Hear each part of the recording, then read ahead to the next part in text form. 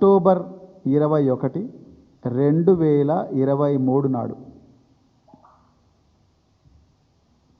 సాయంత్రం 6:30 మేడిగడ్డ బ్యారేజ్ దగ్గర పెద్ద ఎత్తున శబ్దాలు వినిపించినాయి అని చెప్పి, దాదాపు ఈ శబ్దాలు 2 కిలోమీటర్ల మేర వినిపించినాయి అని చెప్పి, ఆనాడు ఆ ప్రాంతంలో క్యాంపులో ఉన్న ఒక అసిస్టెంట్ ఇంజనీర్, ఆయన పేరు రవికాంత్, ఈ అసిస్టెంట్ ఇంజనీరు మహదేవ్పూర్ పోలీస్ స్టేషన్లో కంప్లైంట్ ఇస్తాడు.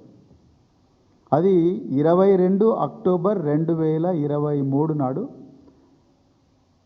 174/2023 ఆఫ్ మహదేవ్పూర్ పోలీస్ స్టేషన్. ఆ క్రైమ్ నెంబర్తో ఈ కేసు రిజిస్టర్ అవుతుంది.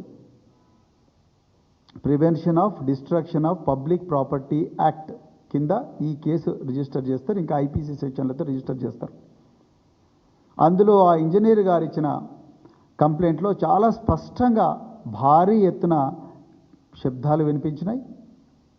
అదేవిధంగా దీని వెనుక ఎవరో అన్నోన్ అఫెండర్స్ ఉన్నారు, అంటే అసాంఘిక శక్తులు ఉన్నారని ఆ ఇంజనీర్ గారు కంప్లైంట్ ఇవ్వడం జరిగింది. ఎఫ్ఐఆర్ 2023 అక్టోబర్ 22 నాడు మహదేవ్పూర్ పోలీస్ స్టేషన్లో రిజిస్టర్ అయింది. అప్పటి నుండి ఇప్పటి వరకు ఆ కేసు మీద ఎలాంటి పరిశోధన లేదు. మరి నిజంగా డ్యాము కుంగిపోతే పేలుళ్ల శబ్దాలు రావు. మీరు ప్రపంచంలో ఇదంతా రీసెర్చ్ చేసి వచ్చే మాట్లాడుతున్న మిత్రులారా, నేనేదో అభాండాలు వేయడానికి, బీజేపీ కాంగ్రెస్ మీద అభాండాలు వేయడానికి రాలేదు.